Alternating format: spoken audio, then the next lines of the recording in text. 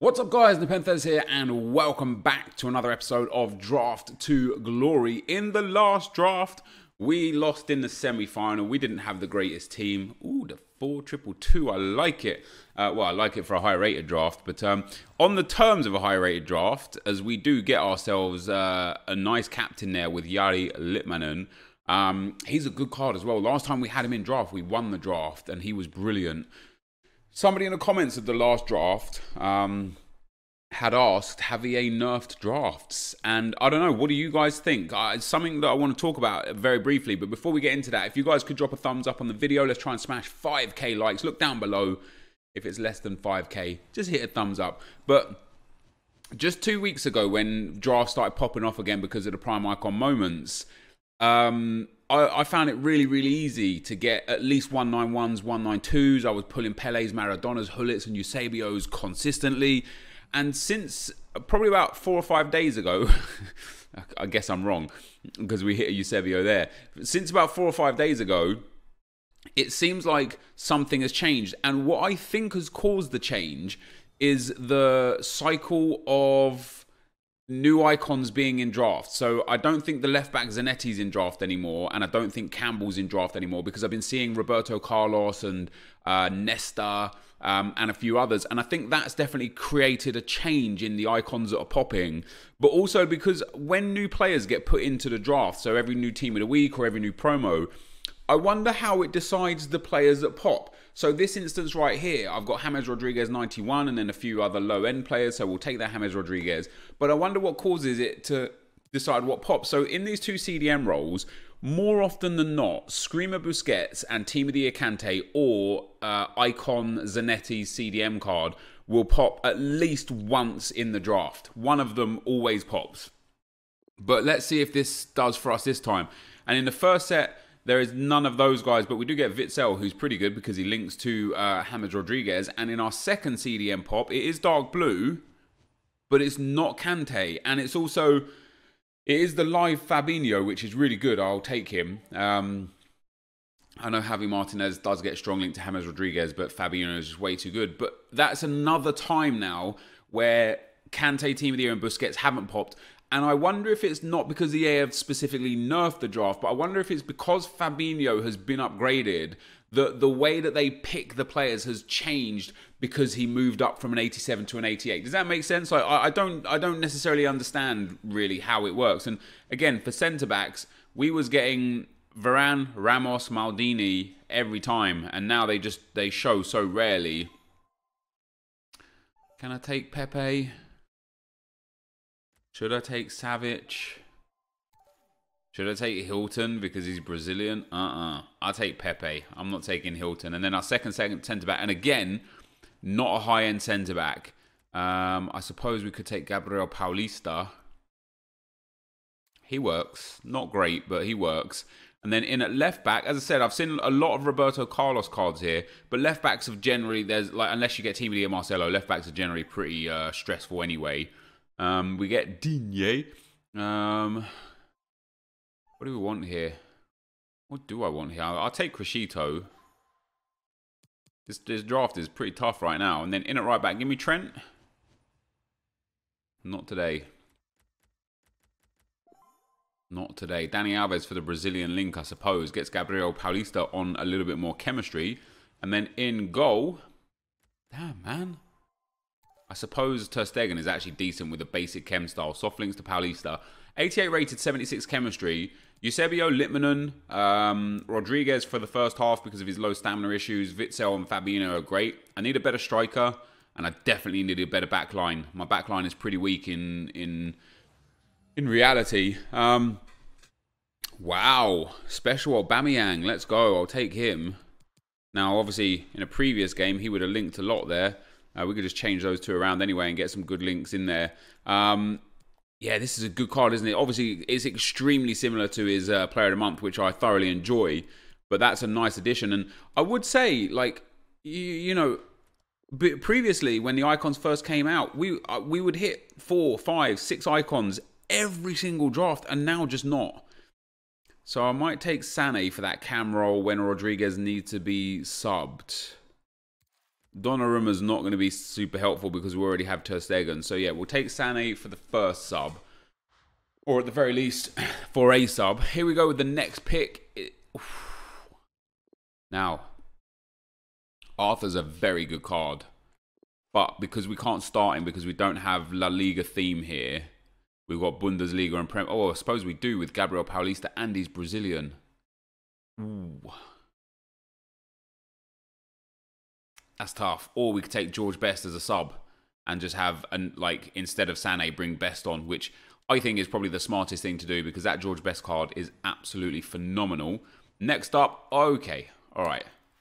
Now I'm starting to change my mind just a little bit about have drafts been nerfed, because now we've got 4 prime moment icons, including 2 of the absolute best prime moment icons. We've got 2 decent CDMs, a great striker, a great cam, some brilliant subs, and as per usual with me, my defense is tragic, and I really, really could use a couple of good defenders, and we're not going to get them. I will take Henrik Mkhitaryan there.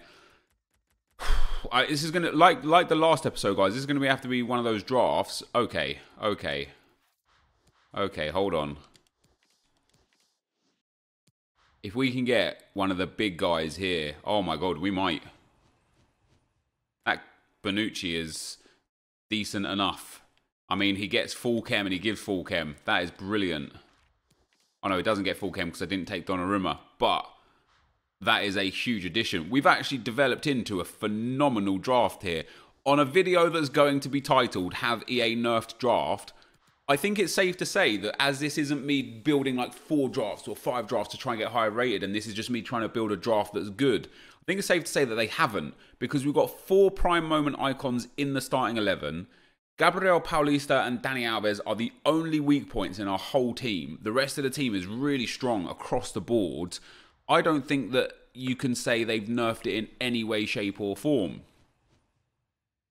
Now we've got 2 really great options. Do we take Alexandro and play him at left back instead of Crescito? Or do we take Alexandro and play him in at centre back instead of Gabriel Paulista, which is a pretty good, or at right back? Or do we take Serge Aurier, but he doesn't link with Gabriel Paulista? I think Alexandro has to be the pick. He's high as well, which is decent. He has to be the pick. And then what about Crescito? 6 foot for Crescito. I think we get a chem boost there as well. We do indeed. I like that squad, you know, guys. I really like that squad. Obviously, my centre-back's not going to be ideal. If we would have just got Trent instead of Dani Alves, that would have been amazing.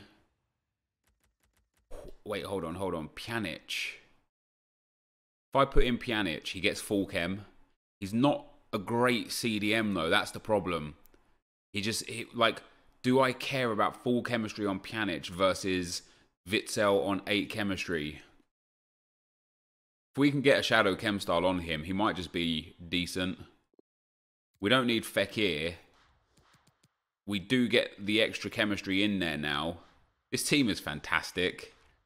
If ever you thought potentially, guys, draft has been nerfed, give me one of the team of the years. No, not today. Right, what are my chem styles? I know you guys love it when I do chem styles. I've got 1 hunter and 1 shadow on the bench. I've only got 1 shadow on the starting lineup and 1 hunter on Aubameyang. I need some defensive subs. Sorry, some defensive chem styles, and I don't have one. I will take the hunter chemistry style though. Next up, I could do with a shadow chem style here.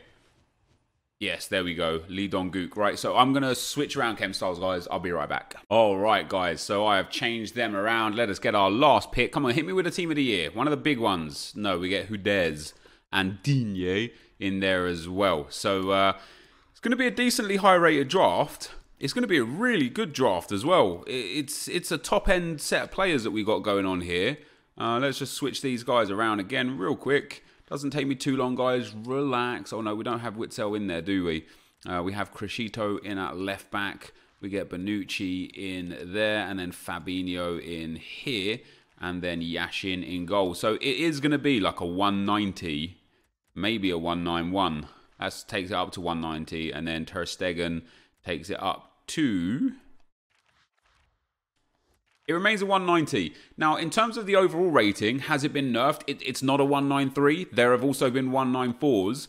But in terms of the actual squad itself, I got to say, I don't think it has been nerfed. We've got 5 prime moment icons, no team of the years, but lots of high-end cards in general, a great starting lineup. And yeah, I'm just generally quite happy with it. So I would prefer mostly a Brazilian manager. From the Calcio A would be spectacular. So no Brazilian manager, no Calcio A manager. So either we go for the Portuguese to get Eusebio on 10. That's it really, isn't it? Yeah, Portuguese, Italian, which doesn't even help the left back or the centre back at all. So there you go. We'll get Eusebio on to 10. This is a really good team as well. Pele, Eusebio, Aubameyang and Littmanen are a devastating front four with 2... Well, Fabinho's brilliant. The backline's brilliant. The only card I'm not overly keen on, first of all, my 2 fullbacks I'm not really too keen on. But we'll have to try and make those work. And then Pjanic I'm not overly keen on, but we can bring Witsel on at any point in time.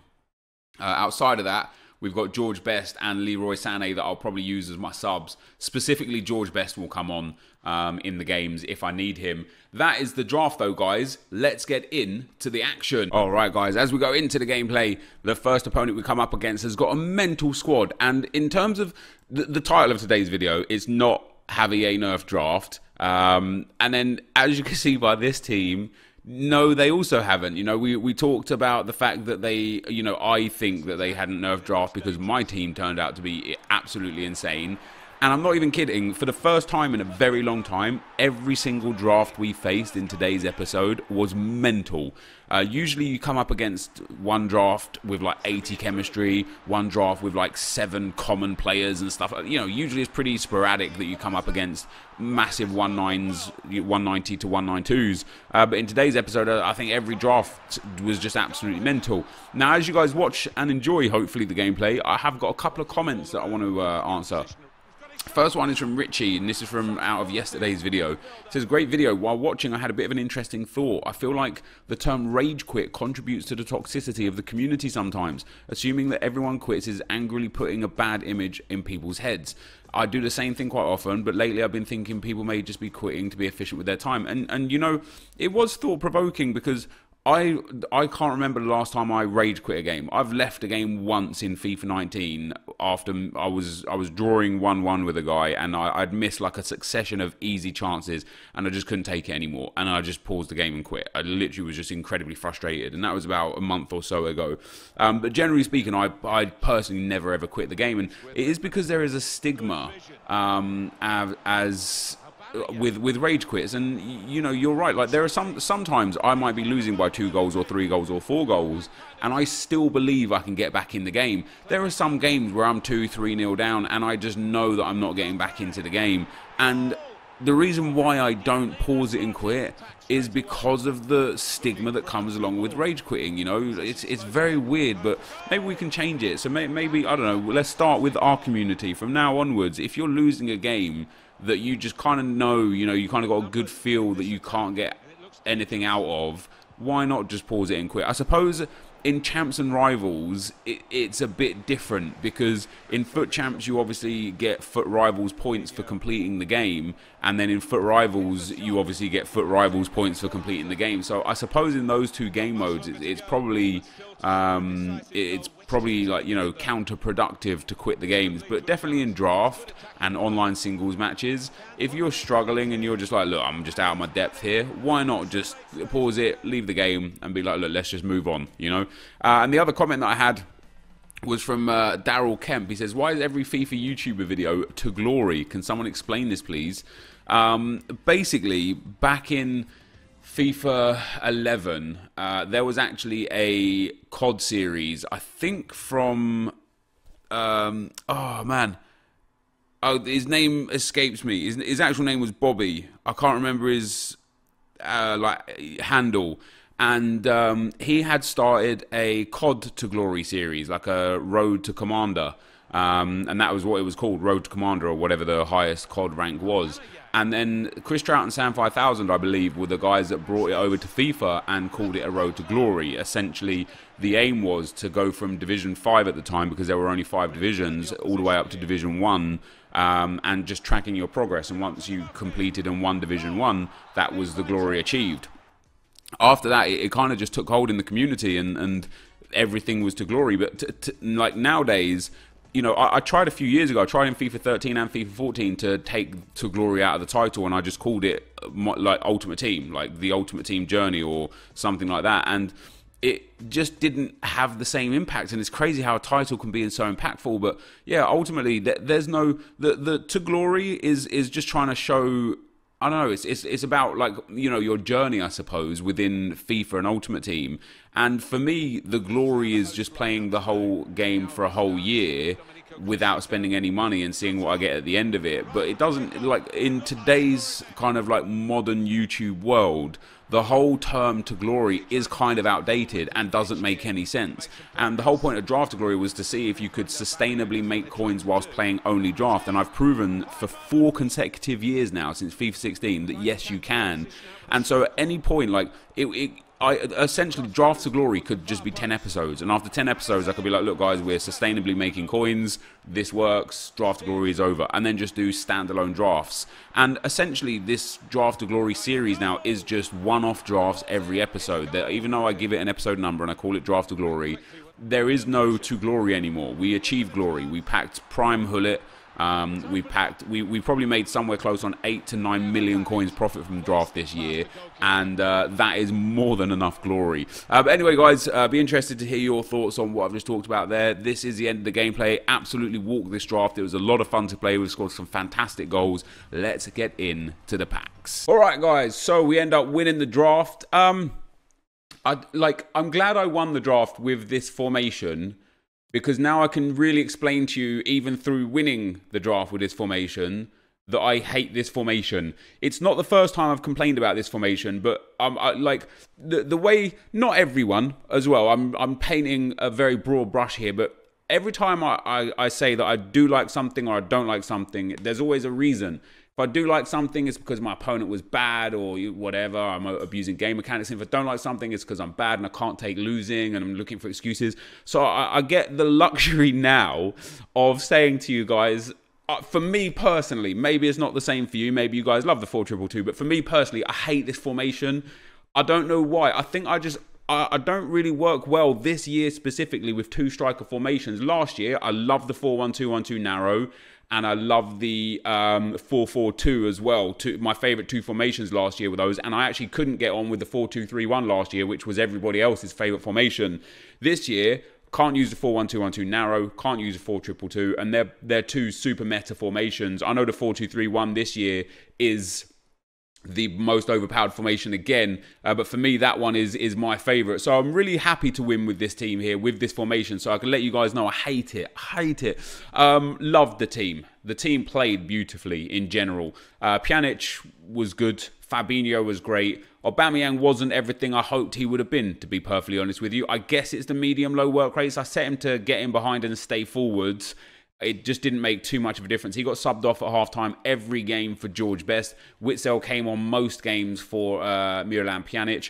The stars of the show, these boys right here, Pele and Eusebio, most specifically, this man right here. Like, Pele is 99 rated, and he's 5'8", which is maybe the problem. 4-star, 5-star, and has remarkable stats. I don't know how tall Eusebio is. Is he 5'10"? 5'9". He's only an inch taller, but 5-star weak foot, which I think makes a huge difference. The way he strikes the ball is literally second to none. Team of the Year Ronaldo is the only card that I've ever played with that strikes the ball as well as this Eusebio card does. So if you ever see him in draft and you take anyone else, you've made a mistake. He was instrumental in helping us win the draft here today. I'm very happy with the draft win. That's our 60th draft from 150 entries. I'm actually super happy with that. As you guys well know, at least 20 entries are me quitting in round 1 on purpose. So we've almost got, if you take those out, you know, out of consideration, we've almost got a 1-in-2 draft record, and I'm genuinely delighted with that. 3-1 win, tough game. 3-2 win, tough game. 2-0 win, tough game, funny enough, even though I dominated the stats. And then a 5-2 win at the end. Again, a tough game. And this video is all about Javier nerfed the draft. And each single team, 4 in a row, was super teams by every regard. Multiple icon moments. We had a Team of the Year Ronaldo. We had one guy had Team of the Year De Bruyne and Team of the Year Kante. Just, like, I gotta be honest, I don't think EA have nerfed the draft. I think this draft here just answered our questions. We get for our reward a 50k pack and a 5k pack. Depending on how good the 50k pack is, will really show whether or not we make profit out of this one. So the 5k pack is usually just going to be your 2k or so, right? And I think it's fair to say that unless you get a quality chem style, I think 2k is probably a fair assessment of these kind of packs. With the match coins that we've also picked up, we're at about 5k right now, which means we need to make 10,000 coins from the 50k pack. Now, in time, we will guarantee to make profit. You know, as soon as EA drop the SBC that makes all of the rare golds go up in price, they'll all go to like 1,000, 1,200 coins. We're going to make 12, 15,000 coins just off of this. You know, in terms of certain cards, if they go into SBCs and they're specific. Ooh, walkout. Come on. Have we got another icon in here? No, is that an inform walkout? It's not. Come on, Ronaldo. German. Centre mid. Toni Kroos. Let's go. Massive reward. 90 rated Toni Kroos in the pack. So we have made profit. I don't know what he's selling for these days. That is brilliant. But yeah, anyway, the point of what I was talking about is that at one stage or another, every rare gold card will just be worth 12, 15, 1,800 coins. So you will always make your profit back here. Fortunately for us, Toni Kroos on the PlayStation is worth about 62,000 coins and is a massive walkout for us. Maybe the title's not going to be about, ooh, 2 walkouts in one pack. Let's go. Parejo coming in at about 25, maybe 24k. Toni Kroos at about 60k. We're actually going to make, with everything involved here, about 100,000 coins out of these players.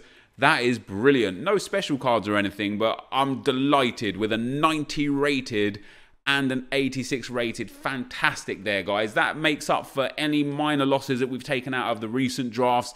Brilliant stuff. Very happy with that. We'll list Wanyama and Ellis up just on open bids and see what they go for. But that, guys, is going to be the end of the video. If you did enjoy it, be sure to leave a like, rating, comment, and subscribe to my channel if you haven't already. But for now, guys, I'm out.